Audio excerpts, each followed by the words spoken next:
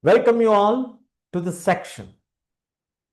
The first section in this module. Intelligent organizations fail.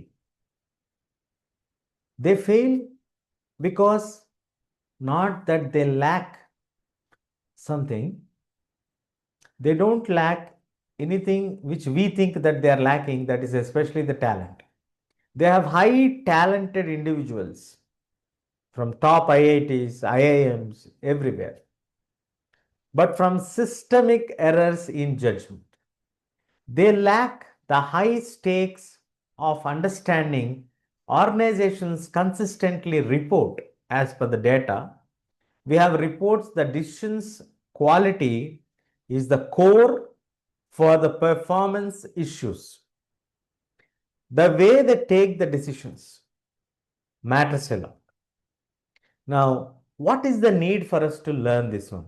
Because the major organizations are not able to cope up or showing some amount of attrition rates or some amount of difficulty in handling or getting good decisions, high stake failures are rarely due to lack of IQ or expertise. Many of us generally assume that they don't have high IQ or expertise, knowledgeable. I am telling you, my friends, if you refer to the company's board of directors, the CEO profile, or the decision makers profile, they are purely highly skilled, qualified from the top universities of the world. But still, things don't happen. Why do you think that happens? Because it is the effect of lack of reasoning, proper problem framing. They know the problem, but how to frame it, and the emotional decision making. Now, this is documented finding across the research in multiple fields. This is not my words or my assumptions that I am giving to you. No, that is not at all our intent. This module is designed in such a way, after referring many modules of books which are corely written for critical thinking as a core objective. From that, we have taken parts and we have curated this one. So this knowledge is open in the market. At the end of the course, we will also share certain aspects or certain lists of books that we have referred, so that if anyone is interested, can definitely go through and check and add more knowledge or understanding to your insights. So this is the research. So based on that research, what we did, we curated those best resources, and from there we designed the module in such a way to retrain how you think, not what you think. We are not here to tell you what do you think. We are here to tell you how you can think. There is one more possibility of how you can think like this also. That way we are looking at and we are positioning this one. So there are famously two systems that are being given for us. As you all are aware, any guesses? Who has proposed this one? There are two systems, thinking fast and thinking slow. Our brain operates on two systems. One is an intuitive autopilot one, and the second one is a deliberate pilot, the one who takes time, thinks, and then goes ahead. So, any idea who has written this one? Who has given us this aspect of thinking for us? Any guesses? So, basically, now we are diving into the system of thinking. There are two modes of thinking. One mode of thinking is you think in such a way that it is automatically driven mainly by your perceiving, how you are perceiving the things, how the systems are happening, like that. So that is called fast thinking. So basically, fast thinking can also be called, or we named it as autopilot thinking. Now, when do we call it as an autopilot thinking? The autopilot thinking is something like you are doing it very fast, automatic, emotional in nature, and also intuitive with the gut feeling you are doing. Let me elaborate on this. Like the functions as we have seen, you can also see the role. Give me a second.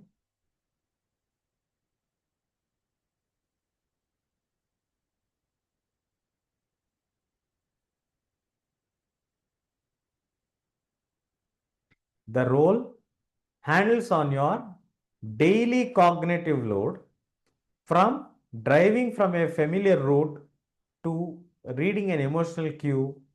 It operates the different patterns and cognitive ease. Now, when this is happening to you, what is actually happening to you? You are driving it because you have that knowledge. There is a load on your cognition. Means what is the cognitive ability?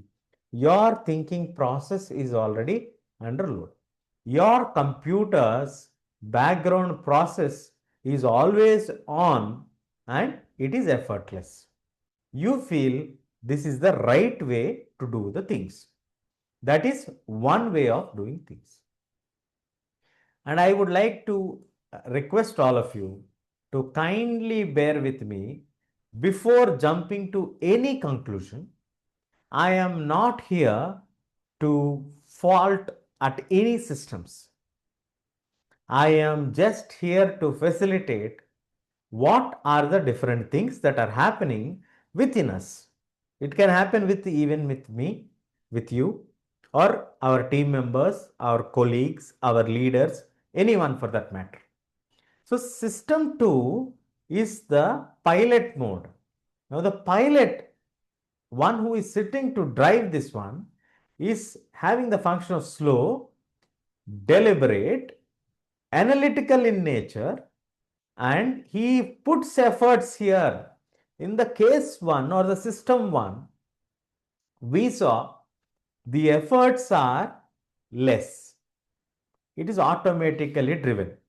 But here the efforts are more. System 1 is helping you to respond quickly. System 1 is helping you to respond quickly. Whereas system 2 is not at all making you to respond quickly. It is emphasizing on please do an analytical thinking. Please analyze the situation.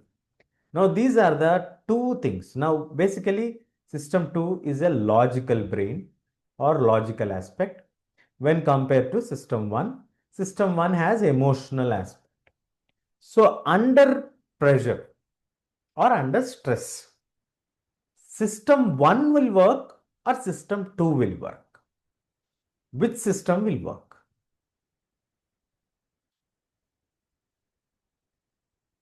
Intuitive, effortless, known data, cognitive load.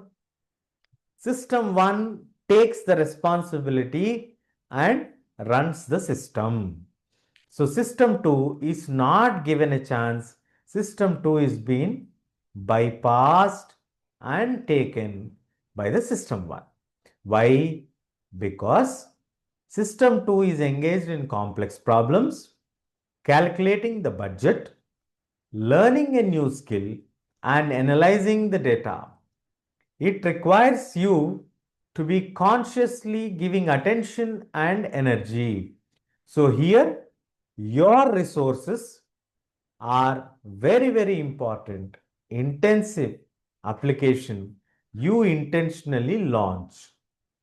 So, basically, here we see that the system 1 is an autopilot one where it is taking up at times of stress.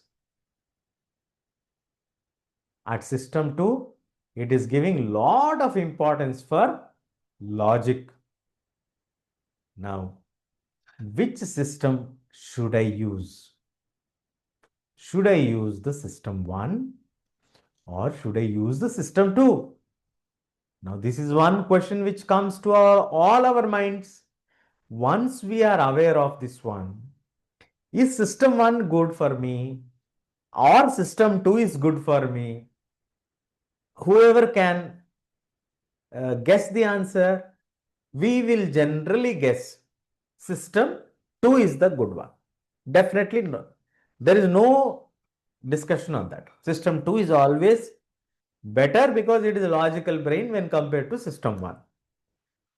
But are we able to activate system 2 in high pressure situations so that you can improve your decision making, professional judgment, and have a high impact decision? Is that possible? Now that's where the reflection begins for us.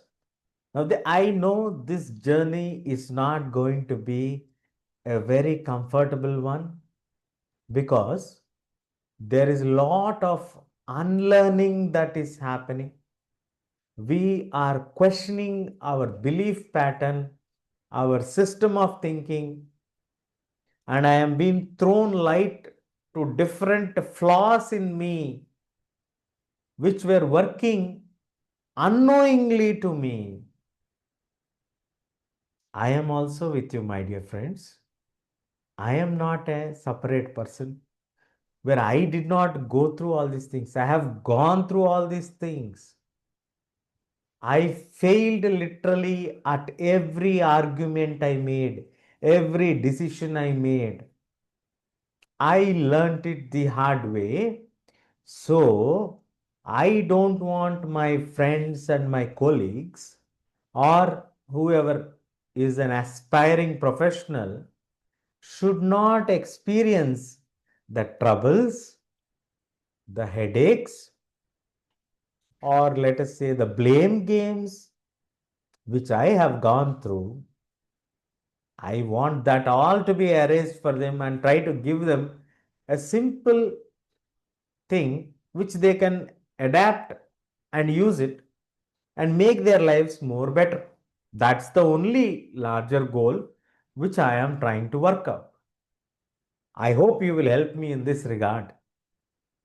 Thank you on this note.